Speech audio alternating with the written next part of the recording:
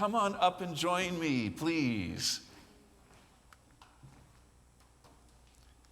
I believe we have this microphone on. There you go. Sagoli, everyone. Come on and have a seat.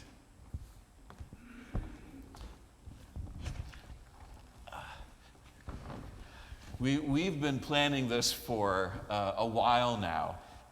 So Christina and I know each other because we share the same love for karaoke. And if you know me, you know that I like to go to karaoke, and so does Christina. And that's where I've met Christina, her daughter Lizzie, who I was kind of wishing would be here today, but I know she's off at school and university, and Christina's family and friends. And so one day we got to talking about doctrine of discovery and legal stuff. Christina is a lawyer, and being Haudenosaunee, you had a lot to say, and I sparked my curiosity. So welcome here, and I've already told Christina that stay. We're having soup afterwards, and we'll make sure that you're fed. Nice. I have known Brad for quite some time now, and he is really awesome. Like, oh my goodness. The check is in the mail. It's like, and he always, it's almost like there's a few of us that have a little like list first. So in the first set, and Brad is like right up there in the top 3 because everyone just thinks he's awesome, and he just gives her. So. Well, thank you. So you're ready? So we've talked about these questions beforehand, and let's jump right in. So Christina, can you tell us about your law practice and how it is that you help and advocate for Indigenous people? And we'll need you to keep the microphone right there. Yes. So I've been practicing for 23 years. I was called in 2001, so I've been a lawyer for 23 long years. At this point, I went to law school because I wanted to change the Indigenous world, and has been very arduous. I try to promote equality and try to promote knowledge and awareness because most people are ignorant about colonial oppression and the issues that Indigenous people face. So one of the things that I do now is a lot of education, and I represent about 4 First Nations in child welfare proceedings. And I also represent children, and I have since 2004 through the Office of the Children's Lawyer, which is very, very rewarding. Many of them are Indigenous children that they will call and ask me to take certain files. And I really like dealing with children, and I like what I do, but I just don't enjoy the fact that it's really hard to change the system because it's so ingrained, and like to try and persuade judges can be difficult to look at things in a different non-colonial based way.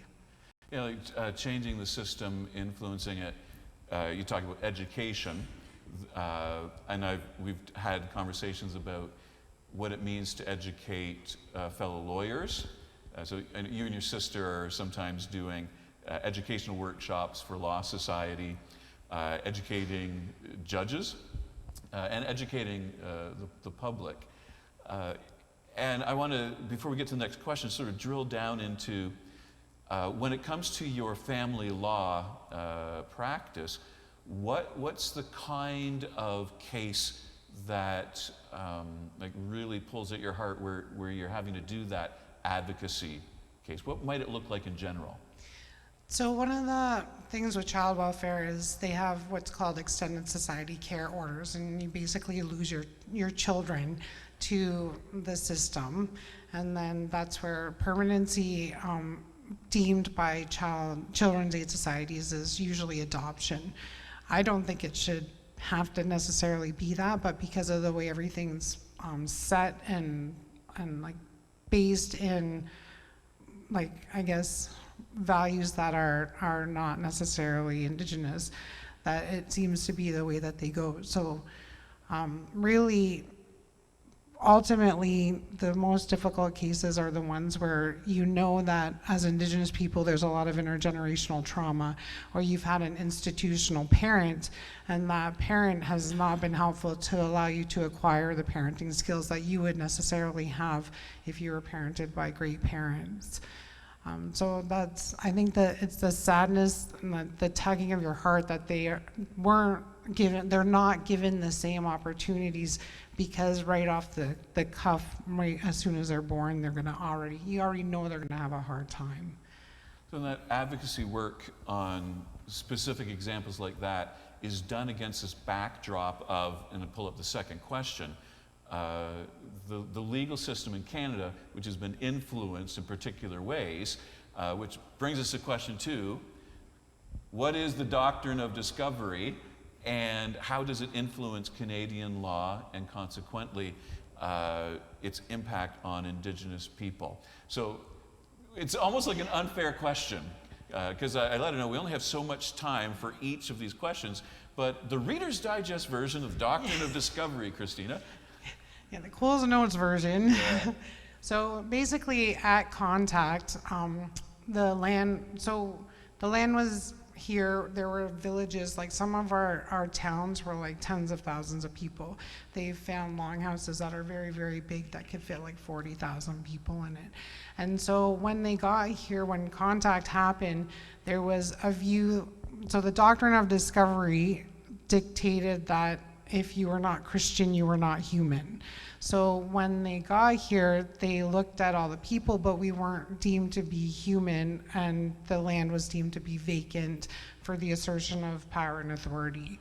So the ultimate basis of how the government proceeds with their jurisdiction and like fundamentally their right to land and resources is through that doctrine. So last year the Pope came to North America, he came to Canada, and he was questioned on the doctrine of discovery because most people don't know anything about it. So when he was questioned on it, the Pope ended up actually repudiating the doctrine of discovery finally in 2023. But at this point, the government still relies on those doctrines to assert their control and authority over Indigenous people still now. So they still want us to be Canadian, they still want our resources, and they still want our land. And I think that's where the difficulty is with respect to Indigenous people, because it's ingrained, like the rule of law is basically premised on the genocide, assimilation, and oppression of Indigenous people, because they don't want to accept and acknowledge that we have inherent jurisdiction over issues. I'm going to quickly side note here. Do I have time? Well, yeah, to reinforce the doctrine of discovery, we're coming up on the 1-year anniversary of the Pope repudiating the doctrine of discovery, which is a way of reminding people this is a church theory and doctrine informing European political law. And to put it in very harsh terms, doctrine of discovery, you say, that does not consider anyone not Christian to be human, is as though you were to go to some place, and because there are only animals there, you think, oh, okay, I can take possession of this. Like, that's the harsh reality of seeing not human, only animalistic. Right, and that was actually a big, huge issue for Christians when they got here, because we were kind of looked at like cows. And so, like, there was, like, in a lot of the writings at the time, like, they would basically eat Indigenous people, or they would have sex with them, and they actually had to change the doctrine of discovery a bit. They didn't repudiate it, but less than 100 years later, because Christians that were having intercourse with Indigenous people would be going to hell because it was considered bestiality. So that was actually a big change, I think, to make sure that the Christian aspect, like, they weren't going to be going to hell, but it did not affect the outcome with respect to the resource base and the assertion of authority over the lands. And then, so great, the doctrine of discovery has been repudiated, but the Canadian legal system's been steeped in the ethos that surrounds that for all these years, and you practice in the family law world that is steeped in this way of thinking. And so when you're advocating for Indigenous children, all that stuff is still there, right? It is very much still there, and the difficulty is that they know it's there, and they actually have federal legislation that's been implemented to try to address the overrepresentation of Indigenous children in the system, but it's not doing what it needs to do. And then it's really hard because they can pass a legislation, but you can't change the way that lawyers and judges look at the way that it should be changed and implemented. So the difficulty is I can try and argue to try and get people to understand from a different perspective, but because they're coming from this very entrenched rule of law perspective, then it's ingrained in the system. Like I always say, like people will say the system is broken, and I say no, it isn't broken. It's designed to oppress. Like the system that we live in right now is designed to oppress, and you can't allow for the equality and the assertion of Indigenous rights and to try and make things better in a system that is designed to take away our rights. And that's going to be the difficulty, I think, going forward. Yeah, and that point may get lost on folk. We think, oh, the system's broken, let's fix it. And you're emphasizing, no, the problem is the system's not broken. It's doing what it was designed to do, and that's even more difficult to challenge. And that brings us to the next question. We were talking about how can we talk about what you're up to, and like a personal question. And we were chatting some time ago about this whole idea of how do you change the system? How do you impact the system? And you talked about the role that judges have in that. And you mentioned, there's some judgeships coming up. So have you, I know you have, but this is just a setup question. Have you ever thought of becoming a judge? So it's funny because I was thinking, listening earlier, I love the idea of peace, and that peace be with us. And my 50th birthday was in December, and I actually ended up, you can't see it, but I can show you after if you want to see. It says "Cannot Go," which in Oneida is a great piece. So when I turned 50, I really did a lot of self-reflection and trying to figure out how I wanted to look at the rest of my life.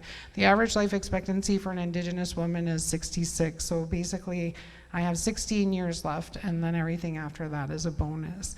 So I really thought long and hard because it felt like I was like almost struggling with trying to get people to look at the world in a more equal kind of way. And it's really hard because you actually, when you don't know that you don't know. And I think that's the difficulty in dealing with Indigenous issues, because when you don't know, then you don't know what to ask and you don't know what to say. So I ended up really seriously trying to figure out if I wanted to continue being a lawyer or what I wanted to do.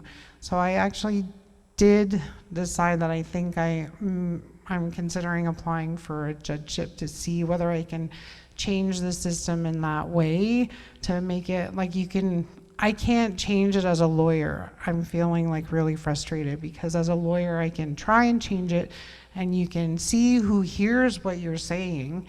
But as a judge, you would be able to impact the system because the whole rule of law is premised on case law, and the case law would be there to basically say what people need to look at moving forward.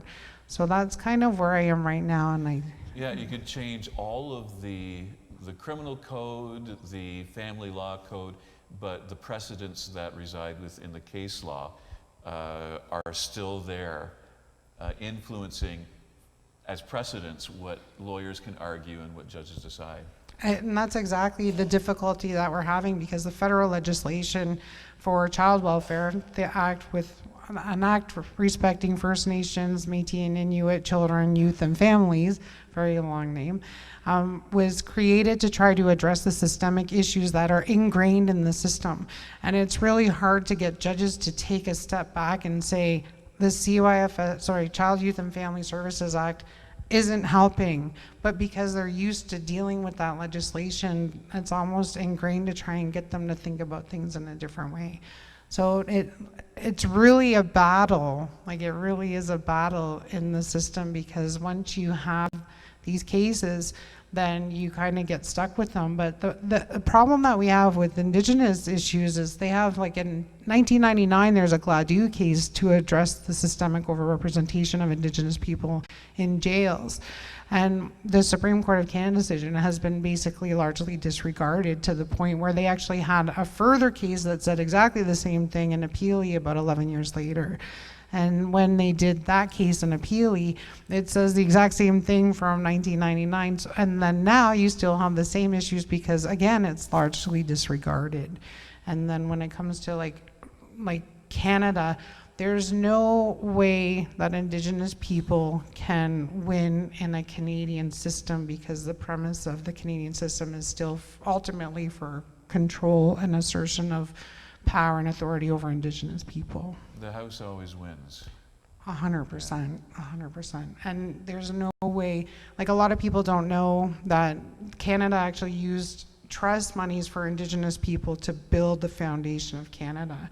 And there's lawsuits in the amount of billions and trillions of dollars against Canada because of those breaches of fiduciary duty, and because of the whole nature of the system. And if we ignore it long enough, then it will go away, but it's not going to go away. The House always win is a segue into our final question, where we talk about Strath Vegas. Again, questions we've talked about ahead of time, where I'm wanting for us to not only hear about doctrine to discovery, its impact on legal system, but what does it mean for us to do in our own corner of the world when we think about our response, either as a congregation or individuals, to the Truth and Reconciliation Commission's calls to action.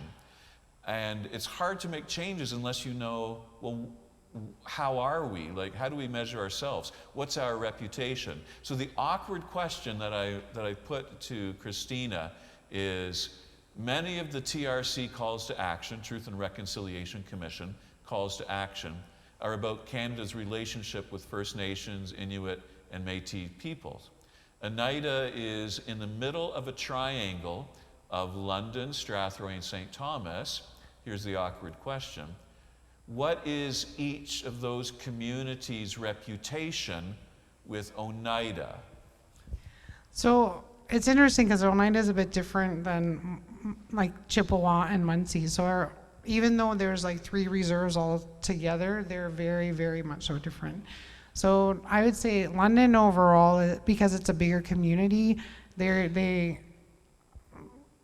you would think that it would be a bit more accepting of differences, because of like it's not as homogenized, I guess, as the other communities. But London is like, it's very frustrating. There's a lot of institutional racism that you actually have to deal with that you would never know, but for the fact that you're Indigenous in there. Like, I get followed around Walmart all the time, and it's like one of those things where I'm like, okay, whatever. But I think that London overall is I'm hoping it changes. I don't live in London. I don't want to live in London. St. Thomas is a bit different. It's probably the mid-size out of the 3 of them, right? So I don't think that, like, St. Thomas isn't, it's closer to Oneida, I think, than Chippewa and Munsee, but it's like, I don't know, it's okay. They have a really good Mexican restaurant there, though. So there's a few issues, but one of the things that I do like about Strath Vegas is whenever I have an issue and I have to go to the hospital, I like going to the Strathroy one. I haven't really had too many issues there. The other hospitals, I've had issues. And so with Strathroy, the interesting part though is it's closer to Chippewa. And one of the difficulties that that we have with being on reserve is that you can't get services. So like a friend of mine ended up having some issues and she needed service with respect to like fixing her house. And I can't remember if it was her windows or her furnace, and she ended up calling around, but as soon as they found out she was on reserve, they basically said no. Like, no, we're not gonna help you. We're not gonna come out. So there's like, it's a bit frustrating because like you kind of need to let them know in advance where you are because they'll tell you, oh yeah, we can do this, we can do that. And then once you're from there, then no, they can't. And so other than that, Strathroy, there's a bit of a history there with Oneida, I know, and it's I'm hoping that with time things, will get better and everything moves along, and with the acknowledgement, I think, and the understanding of Indigenous issues being a little bit more explored and understood, that it will be easier to be Indigenous in Canada in the future.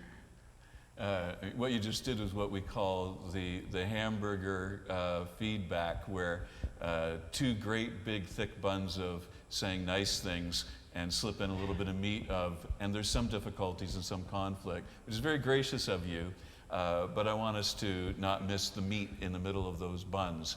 What is it that we need to become aware of ourselves that can then be stuff that we work on and fix? The last slide is just a reminder that to thank you for taking time to be here.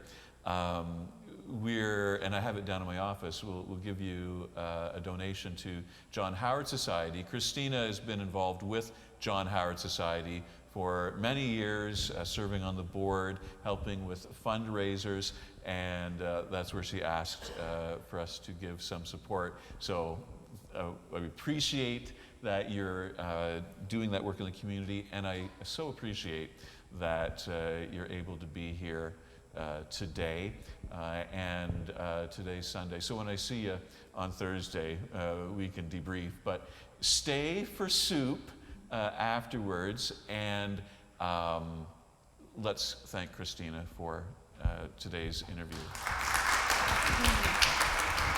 Thank you.